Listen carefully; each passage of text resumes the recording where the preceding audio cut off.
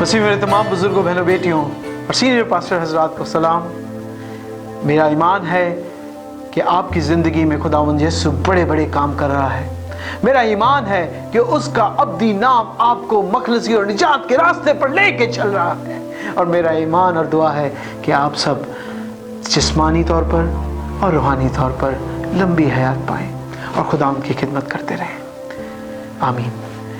दोस्तों, एक शख्स ने आज मुझे फेसबुक पे मैसेज भेजा और उसने मैसेज भेज के इसमें लिखा, सवाल एक किया मुझसे कि यीशु मसीह कौन है। गो कि वो यीशु की तहकीर करना चाह रहा था, उसका मजाक उड़ाना चाह रहा था। और खुदावंद के रूह में मैं जान गया और मैंने उसे इस तरह से जवाब दिया कि मेरे भाई, मैं अपने आप को इस लायक नहीं समझता कि मैं बता सकूं कि यीशु कौन है।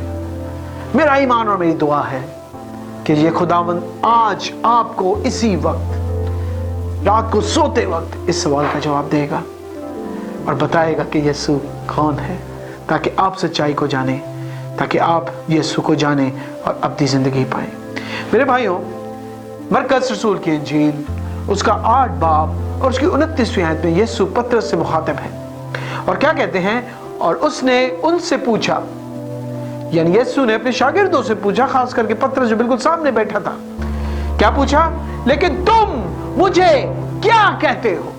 इंग्लिश में मार्क 8:29 के अंदर लिखा है, Who do you say I am? यहां खुदावंद पतरस से जवाब तलब करता है।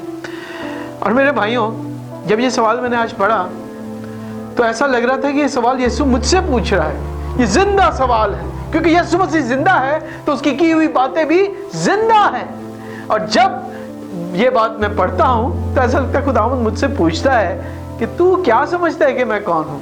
आज खुदावंद आपसे भी ये सवाल कर रहा है कि बताएं कि मैं आपके लिए क्या हूं। Hallelujah, hallelujah, praise the Lord.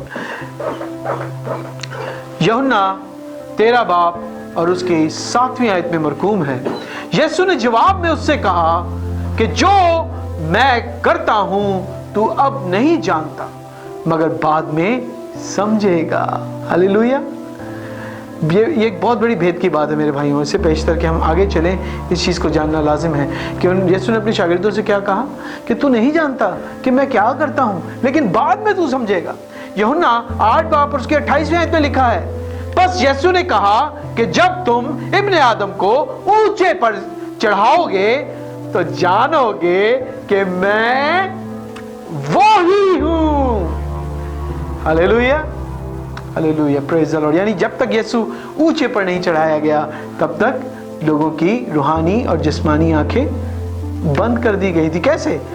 अगर देखिए, आप बाग-ए-अदन में जाएं, वहां पे जब बरगश्ता करने वाले सांप ने माँ हवा से बोला कि जब तुम ये फल खा लोगे तो तुम्हारी आंखें खुल जाएंगी।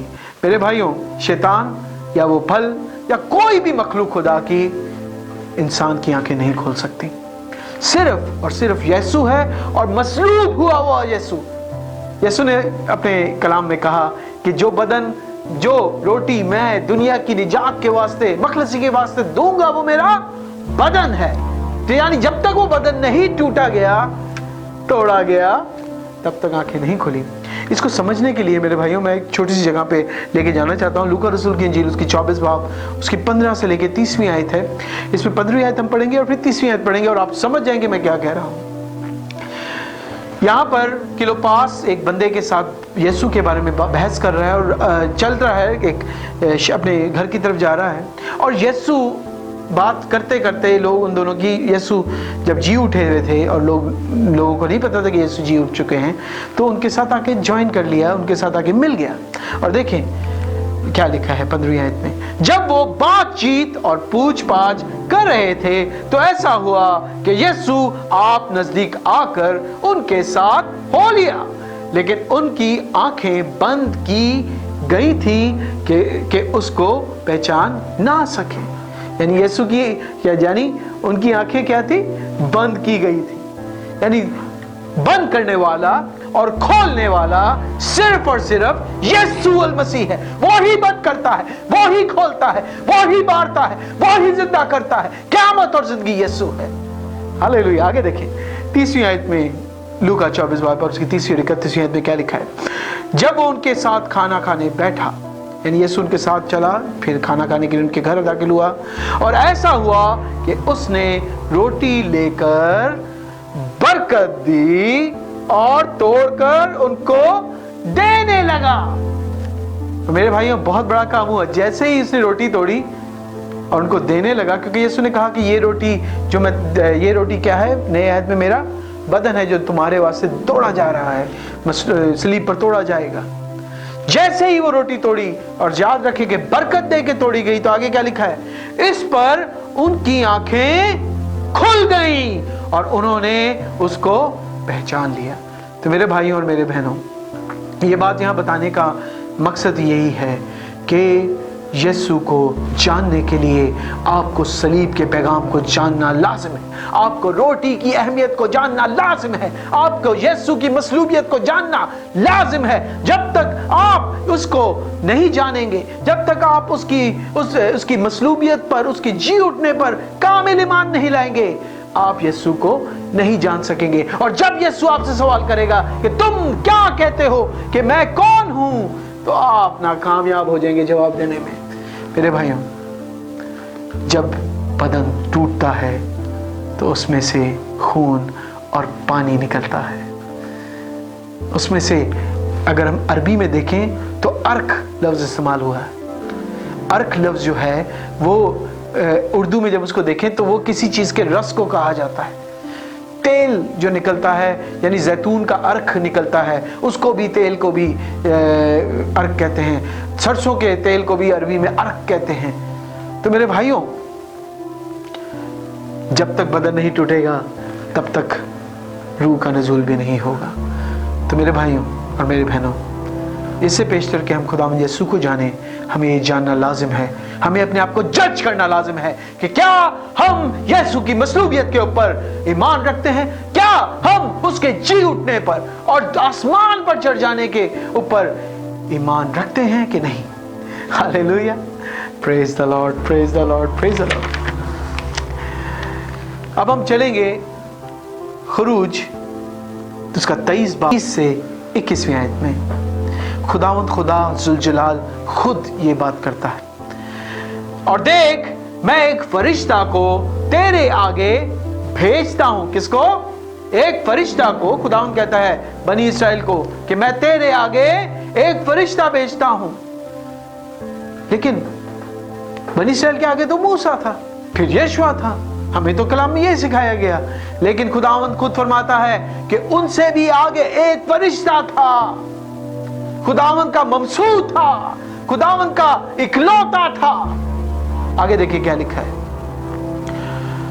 कि तेरी रास्ता में तेरा निगहबान हो और तुझे उस जगह पहुंचा दे जिसे मैंने तैयार किया है। यीशु ने क्या कहा कि मैं जाता हूं, ताकि अपने बाप के पास जाता हूं, मेरे बाप के घर में बहुत से मकान है, मैं जाऊंगा और उन्हें तैयार करूंगा ताकि फिर आऊं और तुम्हें अपने साथ ले लूं। हालेलुया। यहाँ खुदावंद फरमाता है कि जो जगह मैंने तैयार की है वहां तुम्हें कौन पहुंचाएगा? वो फरिश्ता जो मैं तुम्हारे आगे भेजूंगा। आगे बड़ी प्यारी बात लिखी है, और तुम उसके आगे होशियार रहना और उसकी बात मानना, उसे नाराज ना करना, क्योंकि वो तुम्हारी खता नहीं बख्शेगा, इसलिए कि मेरा नाम उसमें रहता है। यानी खुदावंद का नाम जिसके नाम में रहता है, ये उस फरिश्ते की बात हो रही है। हालेलुया। आइए देखें किसके नाम में खुदावंद का नाम रहता है। लूका रसूल की इंजील उसका 1 बाब और उसकी 31वीं आयत देखेंगे। यहाँ फरिश्ता मुकद्दसा मरियम से मुखातिब है। मुकद्दसा मरियम इससे पिछली आयत में कहती है कि वो डर गई, वो हरासा हो गई, और उसने कहा कि तू ना डर। क्या कहा 31वीं आयत में? देख तू हामला होगी और तेरे बेटा होगा और तू उसका नाम यीशु रखना। क्या रखना? यीशु रखना। मत्ती 1 बाब और उसकी 21वीं आयत में राजबाज यूसुफ के पास फरिश्ता आया और उससे क्या कहता है?